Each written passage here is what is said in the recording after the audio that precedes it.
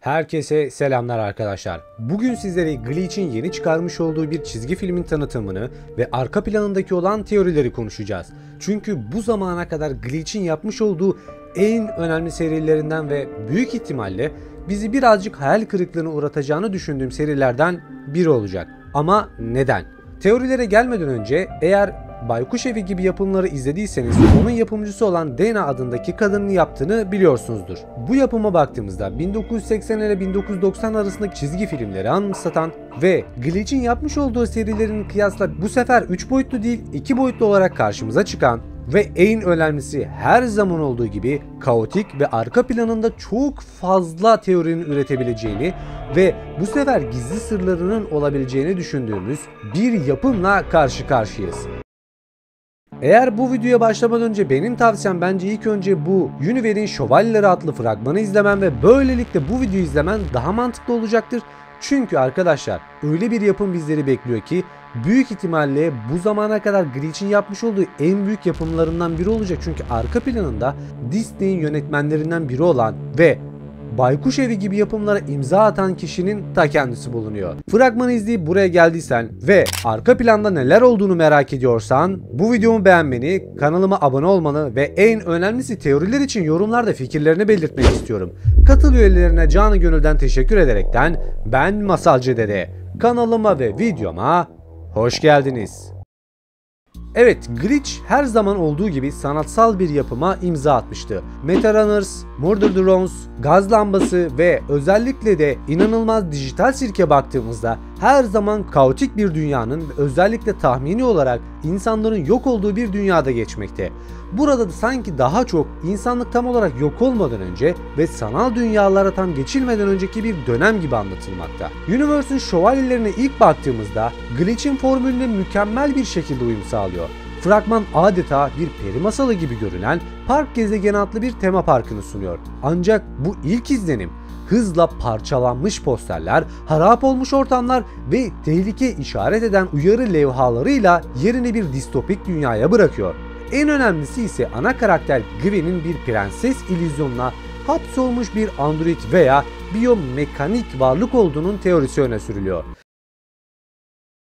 Bu kısımdan sonrası genel olarak perde arkası ve teoriler ve sembolizm içermekte. Universe'ın Şövalyelerinin fragmanı saniyelik kareler arasında sayısız ipucu barındırıyor ve bu ipuçlar internette geniş bir teori havuzunun oluşmasına neden oldu.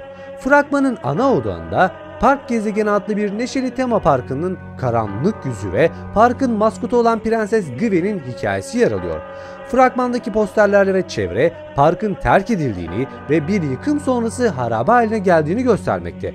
Özellikle prensesin yüzünün karalandığı bir poster bir felaketin kaynağının bizzat kendisi olabileceğine dair bir ipucu vermekte. Fragmanın en çarpıcı kısmı ise ana karakter Gwen'in iki aşamalı yaşamını gözler önüne seriyor. Bir yandan bir bahçede rüya gibi bir zihin dünyasında yaşayan bir prenses gibi gözükürken ancak diğer yandan bir laboratuvar masasında yatan, bilim insanları tarafından üzerinde deneyler yapılan, mekanik uzuvları ve mavi kan veya artık ne olduğunu bilmiyoruz, yakıt da olabilir artık, neyse artık android olduğu ortaya çıkıyor. Fragmanın sonunda ise uyan mesajı Gwen'in bir illüzyonun içinde hapsolmuş olduğu ve bir rüyadan uyanması gerektiğini vurgulamakta.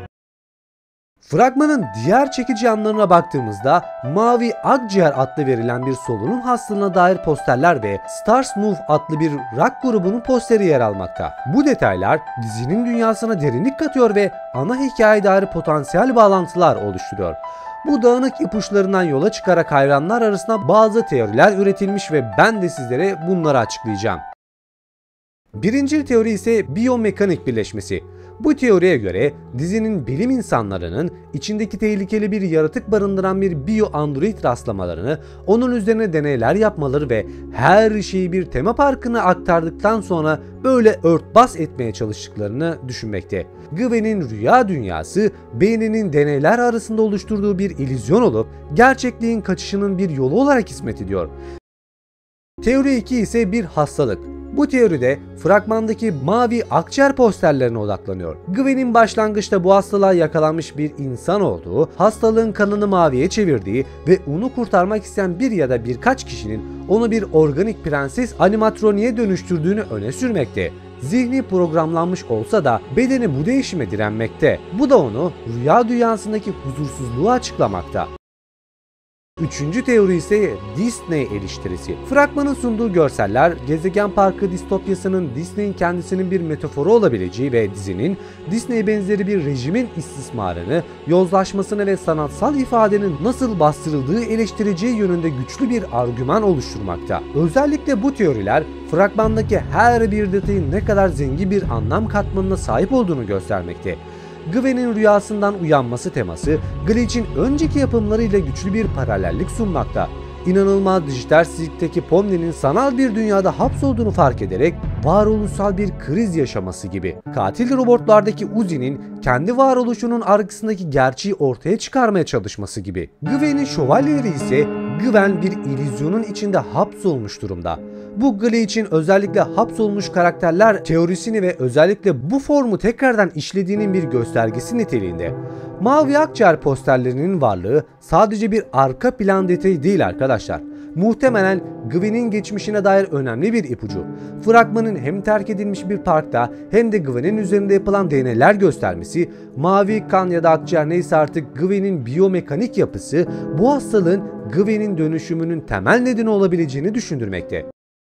Bu durum Gwen'in mavi akciğer hastalığına yakalanması, tedavi olarak biyomekanik bir bedene dönüştürülmesi, bu dönüşümünün park gezegeninde bir kazaya neden olması ve sonunda parkın terk edilmesi gibi mantıklı bir olay zinciri oluşturmakta.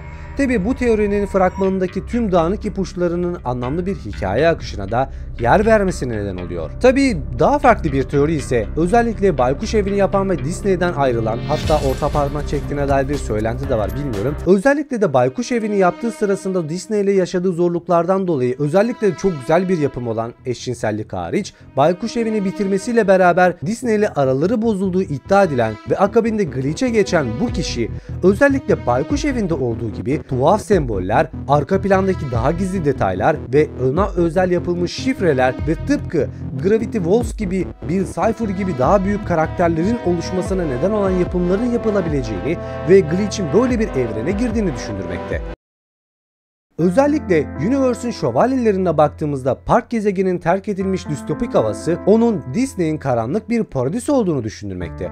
Ancak bu durum tabii ki de kişisel bir hınçtan ibaret olmadığını gösterebilir de, yani sonuç itibariyle bu bir yapım ve özellikle sırf Glitch Disney'e orta parmak çekebilmek için böyle bir büyük bir projeye girmiş olamaz, ama sonuçta Baykuş Evi'ni yapan kişinin yapması ve özellikle onun çok güzel izler bırakması belki de Glitch'in çok büyük bir dönüm noktasına girebileceğini bizlere düşündürmekte. Tabii bu yapım sadece bununla sınırlı değil arkadaşlar. Arka planında farklı hikayelere de dayandığını söylemekte. Özellikle Kral Arthur efsanesine gönderme yapıldığına dair bir rivayet var. Efsanede Kraliçe Yennefer, Kral Arthur'un karısıdır ve sıklıkla masumiyet ile sadakatsizlik arasında bir ikilemde bulunur. Bazı hikayelerde ise Arthur'un ölümünden sonra Şövalye Britomart adıyla yaşar. Bu ismin seçilmesi dizinin ana karakteri Gwen'in hikayesinin sadece bir maceradan ibaret olmadığı, aynı zamanda gerçek bir kimliğinin ve rolünü bulma üzerine felsefi bir yolculuk olabileceğini de ima etmekte. Fragmandaki Gwen'in uykuda olması da Arthur'un Britanya'nın en büyük ihtiyacında uyanacağı efsanesiyle paralellik kurmakta. Bu sembolik seçim hikayeye derinlik katıyor ve onu daha da bilim kurgu bir vari havaya sokmaya neden oluyor. Tabii fragman ve diğer hayranlardan gelen teorilere de baktığımızda hikayede ana karakterlere eşlik edecek olan Andy ve Frankie adında iki hayalperest olduğu da belirtilmekte. Bu iki hayalperestin harap olmuş park gezegenindeki Gwen'e rastlamaları ve onun hafızasını onararak parkın ve kendisinin gizemini çözmeye çalışmaları serinin ana itici gücü olabilir. Bu durum Gwen'in hikayesindeki bir nevi şövalye rolünü üstlenecek figürlerin gelecekte efsanelerdeki kahramanlar yerine iki sıradan insan olabileceğini de düşündürmekte. Gelecek tahminlere göre pilot bölümü bizi öncesi ve sonrası arasında keskin geçişler sunacak. Muhtemelen parkın şaşalı günleri, Gwen'in düşüşü ve bugünkü harap halini göreceğiz. Ayrıca dizi Gwen'in hem android hem de organik bir yaratık olabileceği teorisi üzerinden organik ve mekanik yaşamın birbirini nasıl etkilediği, hatta birbiriyle kaynaştığı temaları derinlemesine işleyebilir. Bu simbiyotik ilişki serinin en önemli felsefi yönlerinden biri olabilir. Tüm bu bilgiler ışığında sizlere sunmuş olduğum teoriler eğer 19 Eylül'de ortaya çıkarsa umarım ki haklı çıkarım. Bu seride çok güzel günlerin bekleyeceği ve bizleri çok iyi bir hikayenin karşılayacağını söyleyebilirim.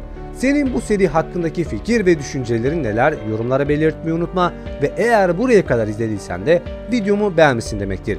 Kanalıma abone olabilir, videoyu beğenebilir ve en önemlisi teoriler için Discord sunucuma gelebilirsin. Katıl üyelerine tekrardan teşekkür eder. Ben Masalcı Dede. Başka bir videoda görüşmek üzere. Kendine çok iyi bak. Hoşça kal.